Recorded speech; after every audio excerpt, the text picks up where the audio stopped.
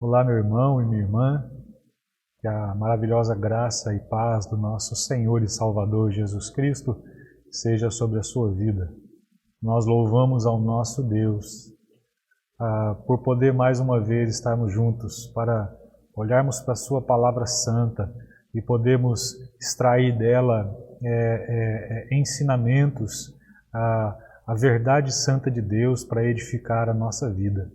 E a minha oração é que esta palavra que você vai ouvir nesta hora, nesse momento aí na sua casa, com a sua família, que essa palavra de fato possa impactar o seu coração, que você possa conhecer mais a respeito de Deus, se ainda não o conhece, mas se já conhece, que você seja levado pelo Espírito Santo de Deus, seja levada pelo Espírito Santo de Deus a ir mais fundo no conhecimento do Senhor, e que este conhecimento de fato edifique a sua vida, trazendo maturidade espiritual, te ensinando através da palavra de Deus a como viver esta vida que Deus colocou na sua vida, na sua existência, para que ela seja vivida da melhor maneira possível.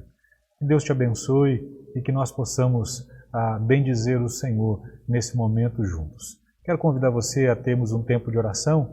Nós faremos isso nesse momento. Feche seus olhos, se você puder, e vamos orar ao nosso Deus. Pai querido, mais uma oportunidade que o Senhor nos dá de estarmos juntos, de podermos mergulhar na Tua Palavra, de podermos cultuar ao Senhor, de podermos adorar o Senhor na beleza da Tua santidade, de podermos olhar, Deus, para as palavras, para as letras, para as linhas da Tua Santa Escritura e ver ali a Tua presença, e ver ali o Teu conselho, e ver ali a Tua orientação e direção para a nossa vida. E que Deus, ao meditarmos na Tua Palavra, que ela revele ao nosso coração o Senhor, a Sua vontade, o Teu santo querer, ó Pai. E que assim nós sejamos edificados por ela, e que assim esta Palavra nos leve para mais perto de Ti, mais próximos do Senhor. E que na nossa relação contigo descubramos, ó Deus, a grandeza, a largura, a extensão, a profundidade, a altura do amor de Deus em Jesus Cristo por cada um de nós. Este é o desejo do nosso coração nesta hora, e que o nosso culto nesta hora seja agradável e seja aceitável a Ti. Assim, ó Deus, nós louvamos o Teu precioso nome e Te agradecemos por esse tempo tão maravilhoso. É no nome santo de Jesus e para a glória de Jesus que nós oramos. Amém. Meu irmão, minha irmã, nós vamos louvar o nosso Deus, como temos feito, e eu convido você a fazer isso através da canção que este grupo de louvor estará entoando nessa hora, em louvor e adoração ao nosso Deus. Vamos bendizer ao Senhor.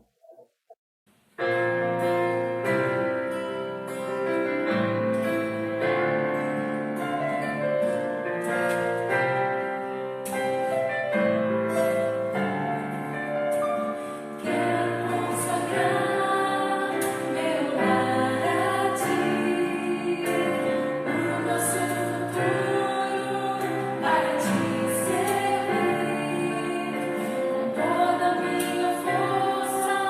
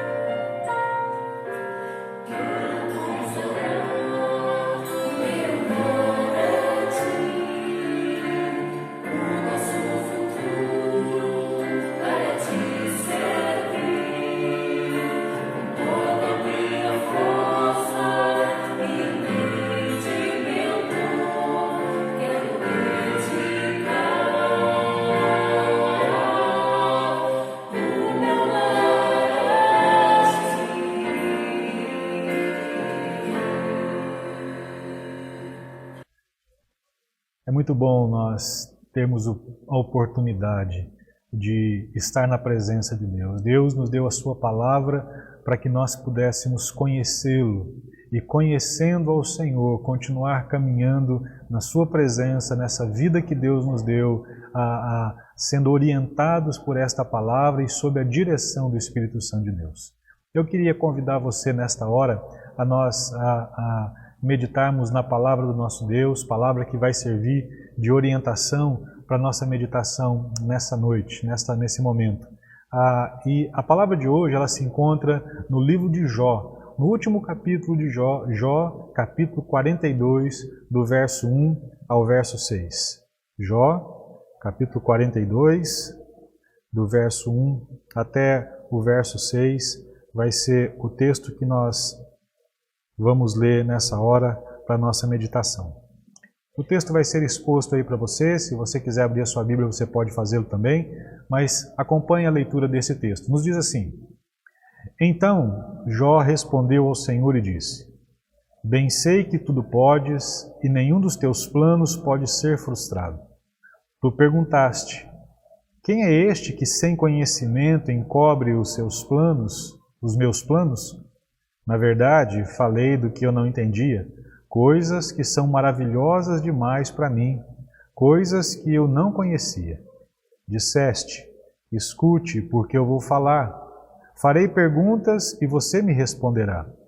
Eu te conhecia só de ouvir, mas agora os meus olhos te veem.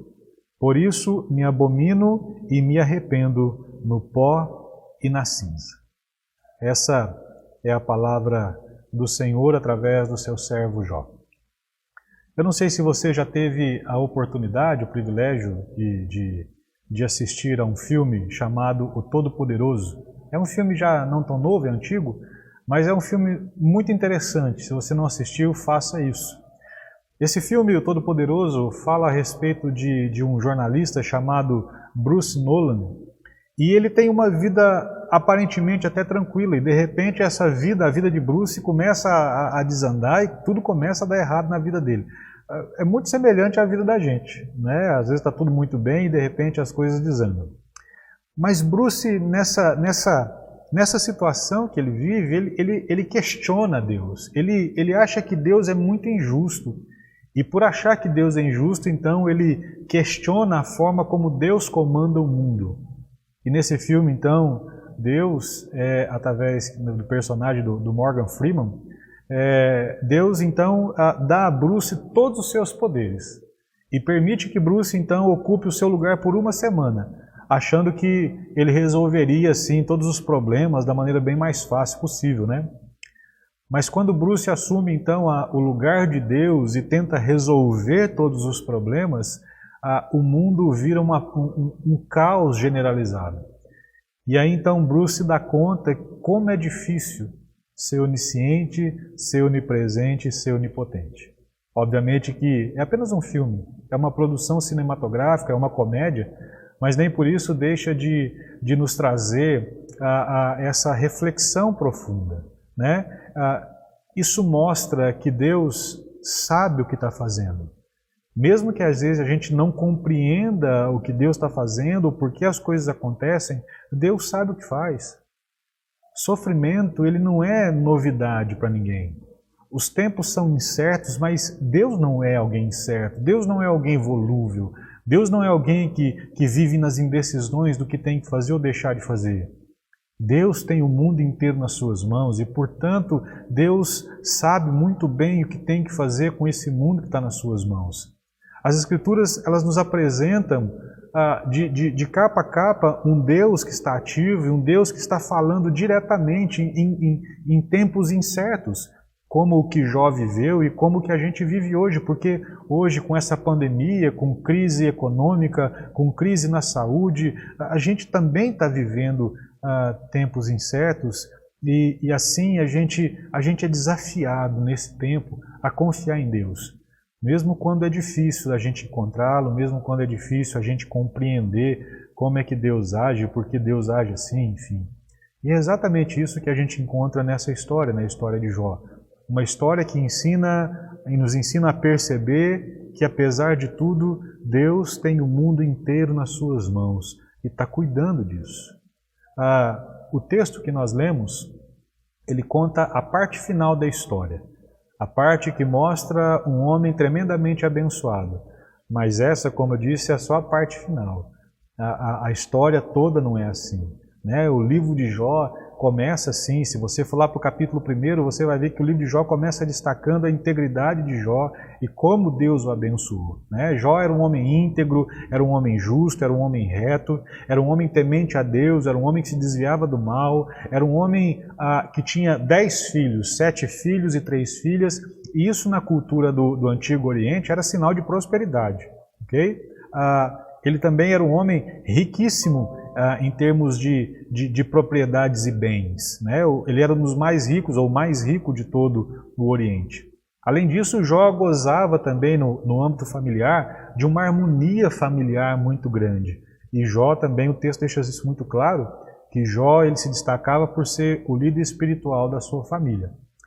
Se você ler o texto, você vai perceber no capítulo 1 que o próprio Deus ele testemunha a respeito da integridade de Jó. Está ali no capítulo 1, no verso 8.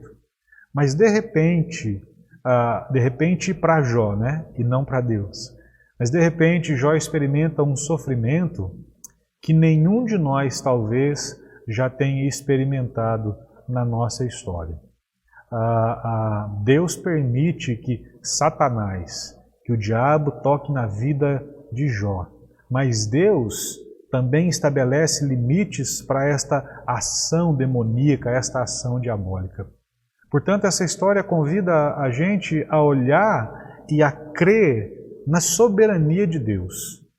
A olhar e a crer que Deus ele tem o controle de todas as coisas, inclusive do próprio diabo.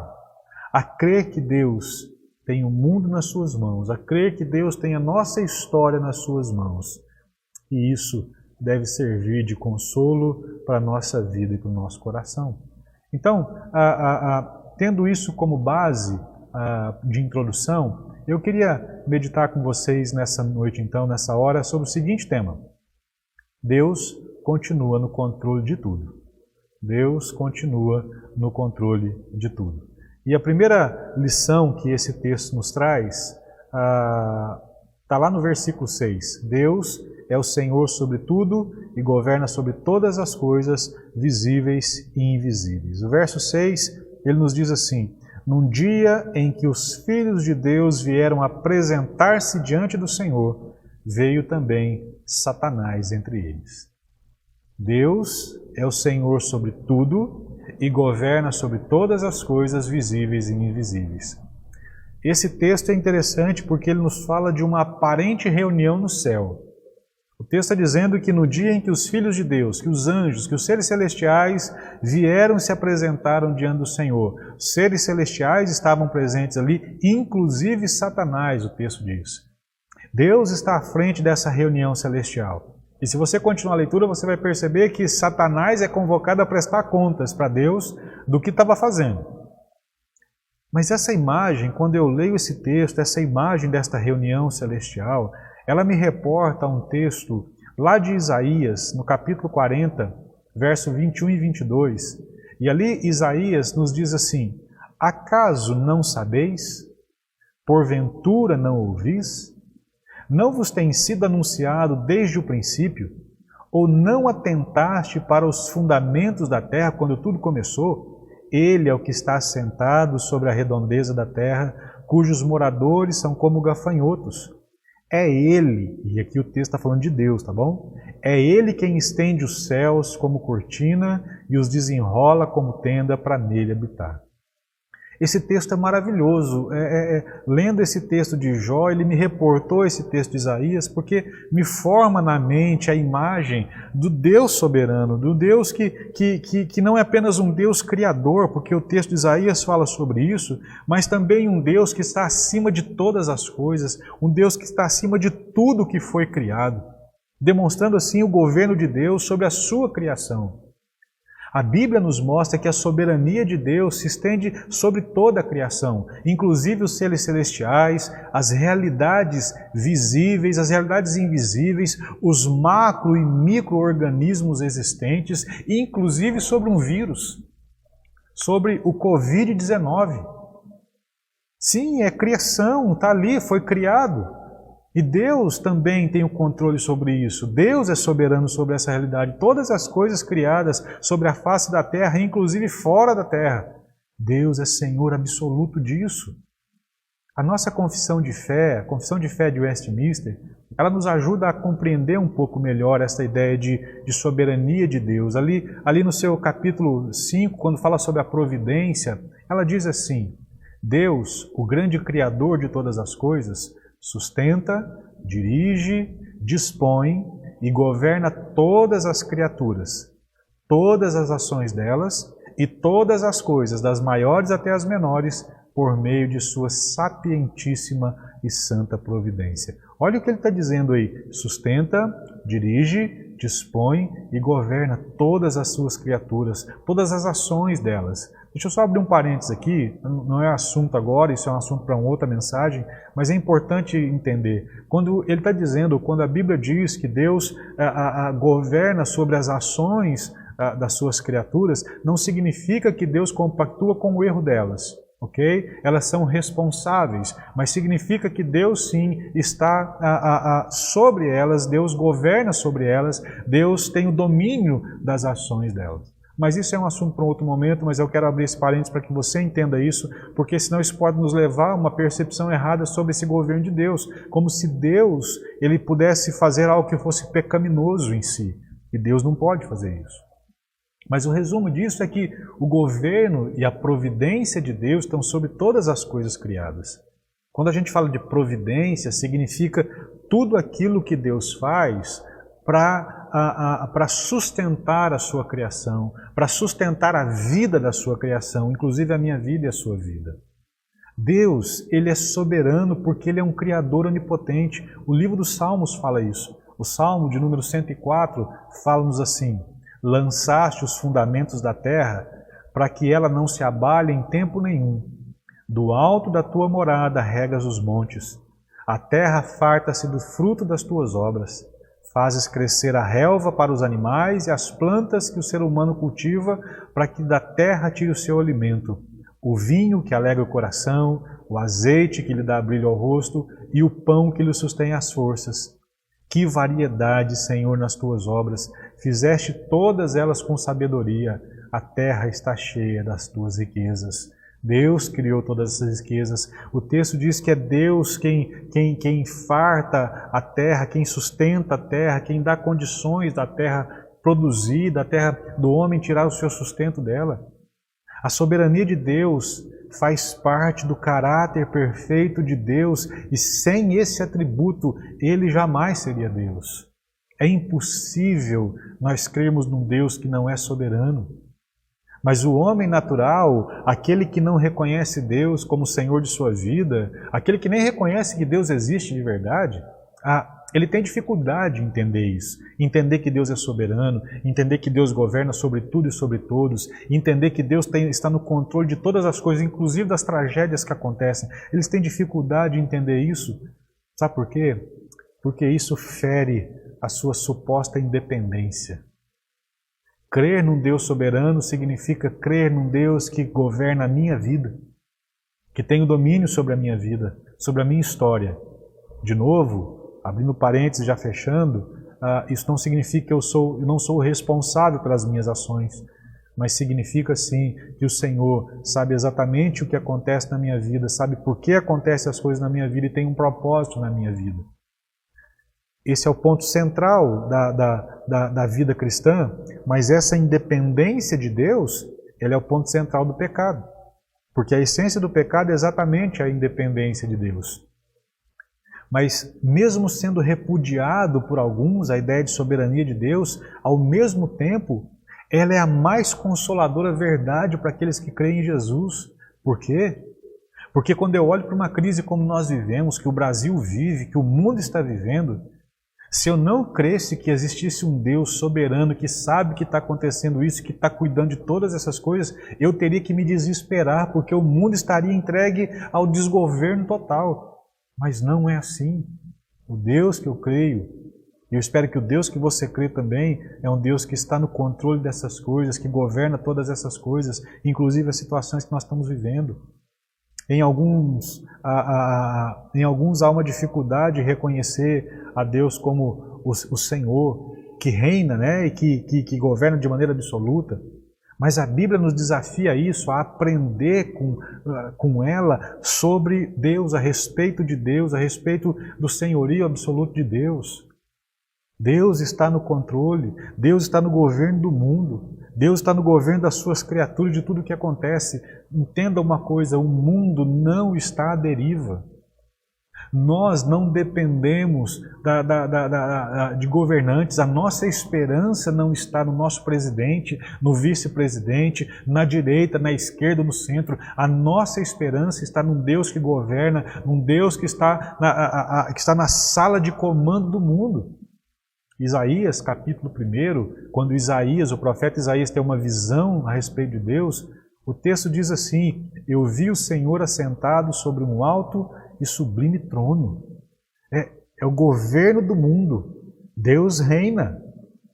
Mas esse texto é melhor ainda quando você entende todo ele, porque diz assim: no ano da morte do rei Uzias. Ou seja, quando o rei daquela nação morreu, ou seja, na cabeça das pessoas havia um desgoverno agora. A desordem ia reinar, porque não tem mais governo, o rei morreu. Mas Isaías está dizendo que mesmo que o rei morra, o Senhor continua no governo do mundo e da sua vida. Lá em Atos, capítulo 4, quando a igreja começou a ser perseguida, o texto diz que a igreja ali, alguns membros da igreja de Jerusalém, né, da nova igreja nascente, estava reunida orando. E a oração que esse texto diz, que esse texto registra, começa assim: Tu, soberano Senhor. A palavra soberano no grego é despotes, e é de onde vem a nossa palavra no português déspota. O problema é que para nós hoje a palavra déspota no português, na nossa língua, ela assumiu um significado muito ruim. Déspota para a gente significa um tirano, significa alguém sem coração, significa alguém sem compaixão, significa alguém que faz as coisas arbitrariamente. Mas a palavra grega despotes, na verdade significa aquele que tem um governo absoluto. Aquele que tem um governo pleno, um governo total sobre todas as coisas, que nada escapa ao seu domínio, nem as coisas boas e nem as coisas ruins. Olha a oração deles. A oração deles é assim: Tu, despotes, Tu, soberano Senhor, que fez o céu, a terra, o mar e tudo o que neles há. Quando eles descrevem a criação de Deus, eles não estão apenas descrevendo o Deus Criador, mas quando eles colocam primeiro, Tu, soberano Senhor, ele está dizendo assim: o Senhor não é apenas o Criador, mas o Senhor é aquele que governa, aquele que tem o pleno, total cuidado, ou a segurança nas Tuas mãos para governar e para cuidar toda a Sua criação. Tudo procede das mãos do Senhor, tudo é arquitetado por Deus, tudo é dirigido por Deus. Paulo nos diz em Efésios capítulo 1, verso 11, ele faz todas as coisas segundo o conselho da sua vontade. Ele faz todas as coisas, não são apenas algumas coisas. Ele faz segundo o conselho da sua vontade, não de acordo com a vontade ou forças externas a ele. Não existe nada que possa dar uma ordem para que Deus possa fazer as coisas. Deus faz isso segundo a sua vontade, o seu santo e sábio querer. E nesse sentido, Deus se serve de gente, Deus se serve da natureza, Deus se serve dos anjos, Deus se serve de Satanás, Deus se serve de cada coisa existente, Deus se serve de homens bons e homens maus para o exercício da sua vontade, que é boa, perfeita e agradável. Por isso Deus é soberano no exercício do que acontece nesse mundo.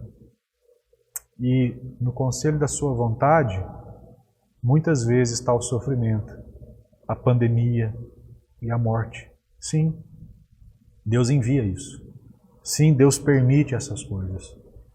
E Deus faz isso como disciplina, Deus faz isso como castigo, Deus faz isso como provação.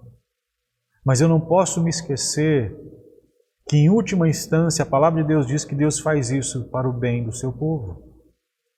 O reverendo John Piper diz que a providência de Deus, ou seja, a maneira como Deus governa, age, mantém e sustenta todas as coisas, ele diz que a providência de Deus ela é agridoce.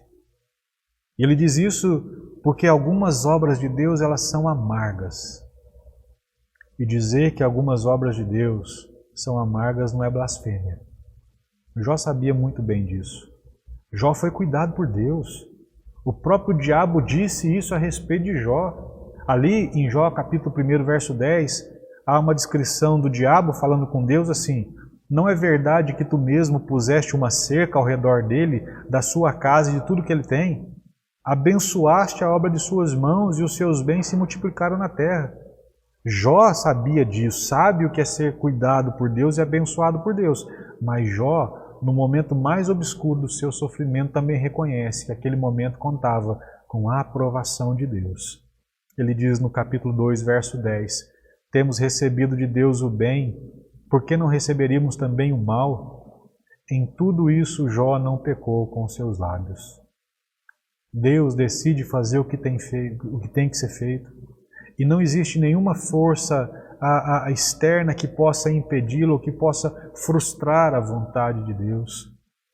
O plano de Deus é sempre o melhor, porque Ele sábia e livremente escolheu fazer o que faz ou o que fez. Diante das crises, nós precisamos ter algumas certezas, meu querido irmão, minha querida irmã. Primeiro, Deus faz isso para o nosso bem. Segundo, Deus faz isso para a disciplina dos ímpios, mas também dos seus filhos. Terceiro, Deus faz isso com absoluta consciência e com absoluto controle de tudo. E quarto, Deus faz isso para que os seus planos santos se cumpram na vida da humanidade, mas especialmente na vida dos seus filhos. Deus é soberano, inclusive, sobre qualquer tipo de aflição. E isso deveria ser uma boa notícia para mim e para você. Isso nos leva ao segundo ponto dessa mensagem. A segunda parte desse texto, entendendo que Deus continua no controle, é que Deus sempre colocará limites aos nossos sofrimentos. O verso 8 e o verso 12 diz assim: e o Senhor disse a Satanás: você reparou no meu servo Jó? Não há ninguém como ele na terra. Ele é um homem íntegro e reto, que teme a Deus e se desvia do mal. Então Satanás, verso 12, então o Senhor disse a Satanás: você pode fazer o que quiser com tudo que ele tem, só não estenda a mão contra ele. Então Satanás saiu da presença do Senhor. Percebeu que a iniciativa é de Deus? Primeiro é Deus que testemunha sobre Jó, mas entenda uma coisa, a nossa integridade espiritual não nos isenta de sofrimentos. E segundo, é Deus também que impõe um limite para a ação do diabo contra a vida de Jó. E isso mostra mais uma vez o poder e a soberania de Deus sobre todas as coisas, inclusive sobre a ação do diabo. Mas aí você pode fazer uma pergunta assim: bom, mas por que Deus então não impediu todo esse sofrimento na vida de Jó? Eu poderia dar algumas respostas para você. A primeira delas é porque Deus é soberano e Ele faz como o seu santo e sábio conselho determina. Deus decidiu ou não decidiu, isso é uma questão de decisão própria dele. Deus decidiu soberanamente não intervir no sofrimento de Jó. E segundo, a vontade de Deus para a vida dos seus filhos, ela é sempre boa, ela é sempre perfeita, é sempre agradável, mesmo que a gente não compreenda isso. Mas talvez uma terceira questão também é que o nosso maior problema é que a gente está sempre querendo arrumar uma forma de enquadrar Deus dentro das nossas percepções. Então a terceira questão que talvez eu colocaria para você é que isso jamais vai dar certo.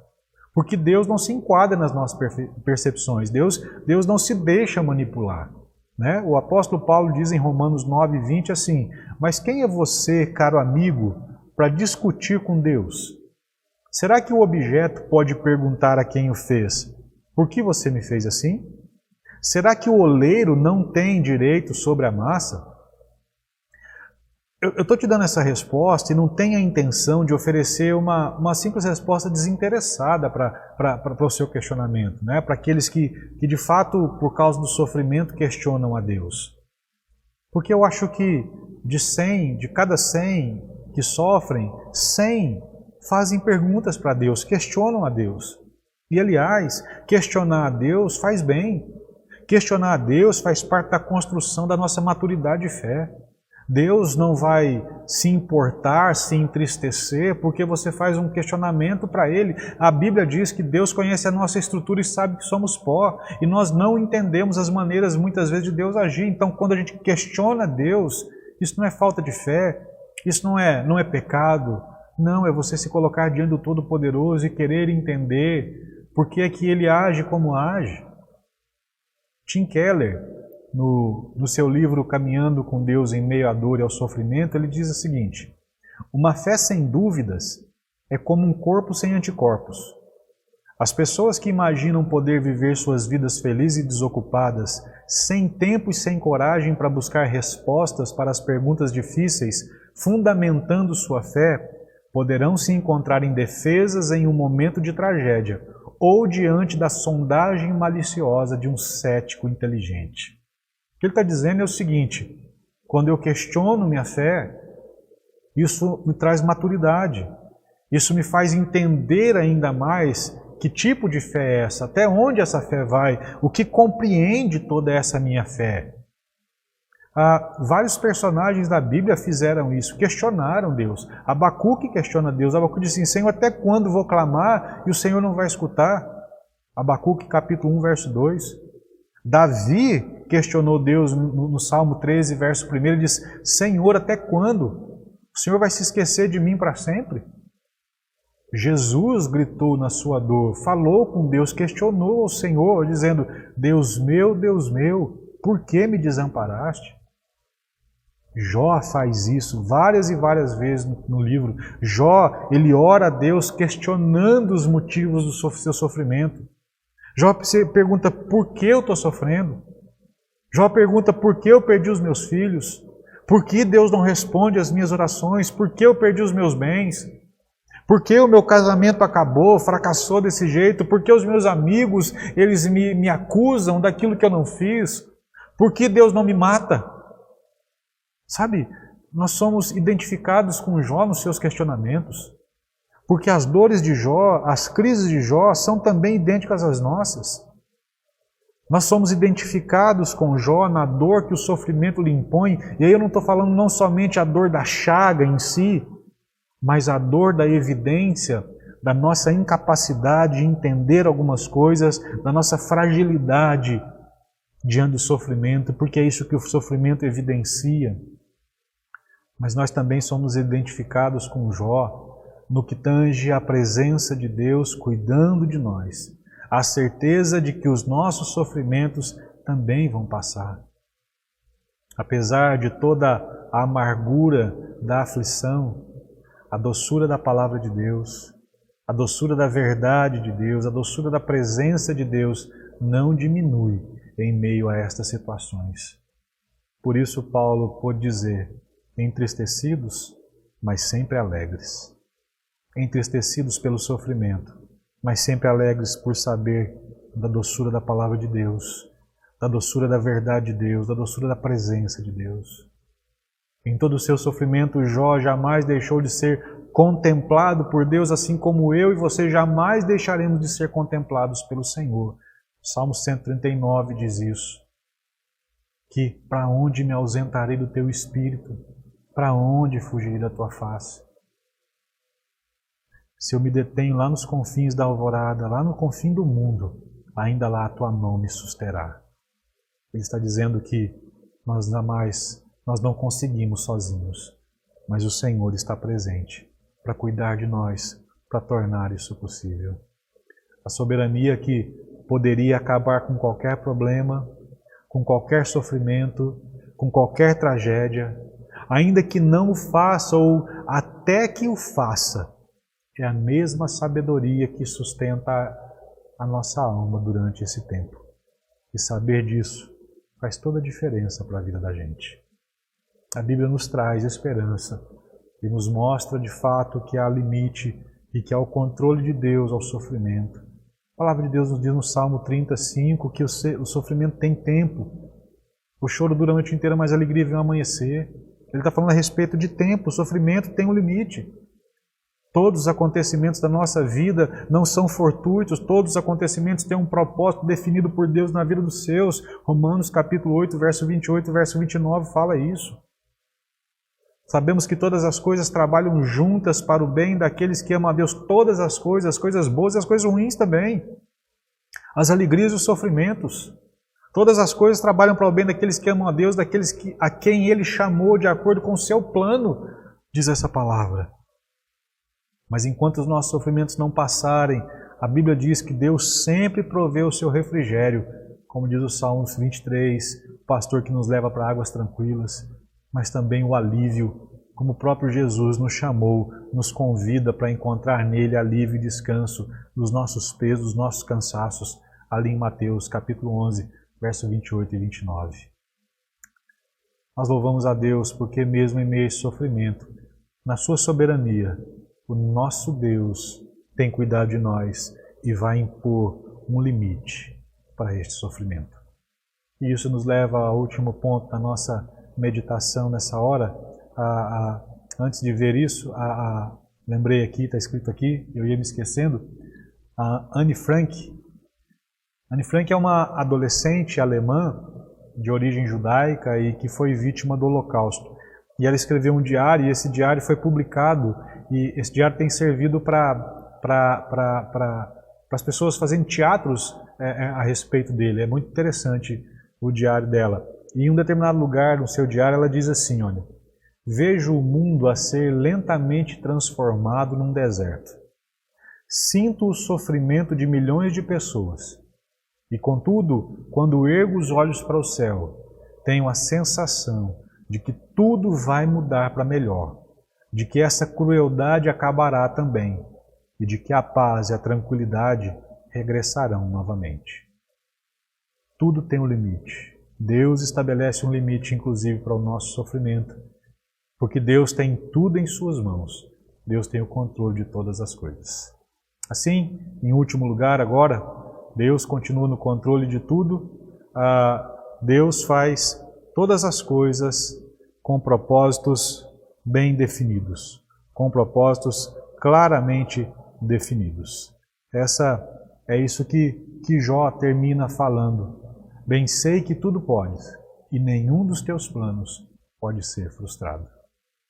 A doçura da palavra de Deus, da bendita vontade e do seu santo conselho jamais se perderão em meio a qualquer momento histórico amargo que a gente possa vir a viver. Há uma história do Albert Einstein, que ele estava respondendo a uma carta de um físico alemão chamado Max Born, isso lá pelos idos de 1926, e ele disse assim nessa carta: estou, em todos os casos, convencido de que Deus não joga dados. Estou, em todos os casos, convencido de que Deus não joga dados. Einstein não estava discutindo sobre fé ou sobre religião. Einstein estava falando sobre mecânica quântica. Mas ele não estava errado ao falar isso. Deus não é Deus de probabilidades. Deus não é Deus de certo ou errado. Deus não é Deus de sorte ou de azar. Aliás, crer num Deus assim, crer num Deus assim é criar em nós ainda mais agonias para poder viver essa vida. Crer em Deus e nos seus santos propósitos não é um salto no escuro, mas é fé. E para ter fé, a fé ela envolve confiança na verdade de Deus. Jó nos diz que a nossa esperança não está na probabilidade. A nossa esperança não está nos prognósticos, se vão ser certos ou se vão ser errados. Jó nos mostra que a nossa esperança está em Deus. Deus é a nossa rocha. Deus é o Senhor da história. Deus planeja, Deus sustenta, Deus providencia e Deus executa os seus planos e propósitos da maneira mais perfeita e plena possível. O que Deus diz é verdadeiro e justo. A palavra de Deus na Escritura não pode falhar, diz João capítulo 10, verso 35. A sua palavra, portanto, é um firme fundamento, fundamento sólido para a vida, diz o Salmo de número 119. Ouvir a Deus e crer em Deus é construir a nossa casa sobre a rocha e não sobre um montoado de areia. Jesus disse isso em Mateus capítulo 7, verso 24. É muito interessante, irmãos, a gente olhar para a história de Jó e perceber que ninguém entendia a causa do seu sofrimento. Né? Satanás, ele serve ali, mas por interesse. A mulher de Jó não entendia por que estava acontecendo aquilo, se revolta com Jó, se revolta com Deus, se revolta com aquela situação. Abandona o esposo, pede para Jó amaldiçoar Deus e morrer. Os amigos de Jó acham que o sofrimento de Jó é causado pelo pecado dele. Jó acha que as suas aflições são impostas por Deus e não são, é pelo diabo. E ninguém discerniu que era Satanás que estava atacando Jó. Aliás, ninguém entendeu que tudo isso fazia parte do plano de Deus para o bem de Jó. Jó fazia vários questionamentos para Deus, mas Deus não respondeu nenhum dos questionamentos de Jó. Mas Deus, a partir do capítulo 38 de Jó em diante, Deus faz mais ou menos 70 perguntas para Jó. Ele pergunta assim: onde estava você quando eu lançava os fundamentos da terra? Onde estava você quando eu espalhava as estrelas no firmamento? Onde estava você quando eu coloquei limites às águas do mar? E a partir daí Deus vai fazendo uma série de perguntas para Jó, obviamente que Jó não responde a nenhuma delas. Porque Deus estava mostrando para Jó em quem Jó podia confiar. Isaías, lá no capítulo 46, verso 9 e 10, ele mostrou aquilo que Jó veio entender depois. Isaías diz assim: eu sou Deus e não há outro. Eu sou Deus e não há outro semelhante a mim. Desde o princípio anuncio o que há de acontecer, e desde a antiguidade revelo as coisas que ainda não sucederão. Eu digo: o meu conselho permanecerá em pé, e farei toda a minha vontade. Meu querido, minha querida, quando a gente não puder entender o que Deus está fazendo, nós podemos crer que Ele é o Deus Todo-Poderoso e que Ele está no controle de todas as coisas e que Ele é o nosso Pai.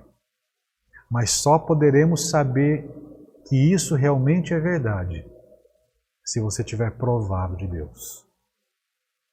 Deus pode ser um ser estranho para quem ainda não teve uma experiência profunda com Ele, de entrega da sua vida e de conversão.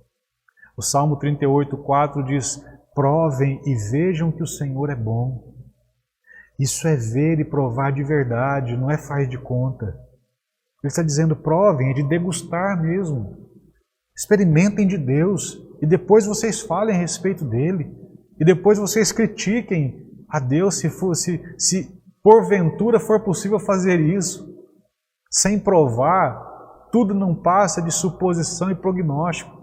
Sem provar, tudo não passa de críticas infundadas. Você precisa ver e provar o que realmente está lá. Deus está lá. Deus é verdadeiro. As promessas de Deus são verdade. Deus é soberano sobre todas as coisas, inclusive em relação ao sofrimento. Porque o plano de Deus, o plano redentivo de Deus, o plano histórico de Deus sempre é bom, perfeito e agradável para os seus. Jó experimentou isso. E é por isso que ele diz assim no final: falei de coisas que eu não compreendia, coisas que eram maravilhosas demais para mim e que eu não podia entender. Por isso estou envergonhado de tudo o que disse e me arrependo sentado aqui no chão, num monte de cinzas. Capítulo 42, verso 3 e verso 6. No final dessa história, Deus restaurou todas as áreas atingidas de Jó. Restaurou seus bens, lhe deu o dobro do que Jó tinha. Restaurou a saúde de Jó, tanto é que ele viveu mais 140 anos. Restaurou o casamento de Jó. Meu querido, para Deus não há casamento impossível de ser restaurado. Os filhos, Deus deu mais 10 filhos para Jó. Jó teve 20 filhos. 10 estavam com o Senhor e 10 estavam na presença dele. Deus restaurou os seus amigos. Em vez de Jó guardar mágoas, Jó então, através da intercessão, foi curado por Deus e pôde perdoar os seus amigos. Porque é isso que Deus faz. Isso não é regra, tá bom? Aquilo que aconteceu com Jó, Jó perdeu tudo, depois Deus deu em dobro para Jó, isso não é regra. E Deus não tem obrigação de fazer isso. Mas isso está ali, registrado ali, para mostrar que Deus estava no controle de todas as coisas, de todas as situações, de todas as perdas que Jó teve. Eu queria concluir essa mensagem. Uma frase de John Piper, no livro que ele lançou recentemente sobre Cristo e a pandemia do coronavírus, ele diz assim: saber que a soberania que poderia parar a crise do coronavírus ou qualquer outra crise, ainda que não o faça, é a mesma soberania que sustenta a alma durante esse tempo. De fato, mais do que sustenta, adoça. Adoça com a esperança de que os propósitos de Deus são bondosos, mesmo na morte, para aqueles que confiam nele. É fato que Deus ordenou em seu santo, sábio e soberano propósito os sofrimentos que enfrentamos. Deus sustenta cada milímetro quadrado do mundo criado e das suas criaturas, portanto, Deus sabe o que está acontecendo. Deus governa absoluto sobre cada sofrimento e crise que a gente viva ou que a gente venha a viver. E, portanto, nós precisamos crer que Deus trará o fim disso. Deus conhece o começo, o meio e o fim da história. E o final da história diz que tudo termina bem para os filhos de Deus. E isso deveria bastar para aquietar o meu e o seu coração. Por fim, um último capítulo de Apocalipse, capítulo 19, versos 5 e 6, diz assim: e do trono saiu uma voz que dizia: louvem o nosso Deus, todos vocês, os seus servos, todos os que o temem, os pequenos e os grandes. Então ouvi o que parecia ser a voz de uma grande multidão, uma voz como de muitas águas e como de fortes trovões, dizendo: aleluia, pois reina o Senhor, nosso Deus Todo-Poderoso. Deus continua no controle de todas as coisas. Que Deus assim te abençoe. Vamos ouvir uma canção e logo após essa canção nós voltaremos e estaremos orando ao nosso Deus.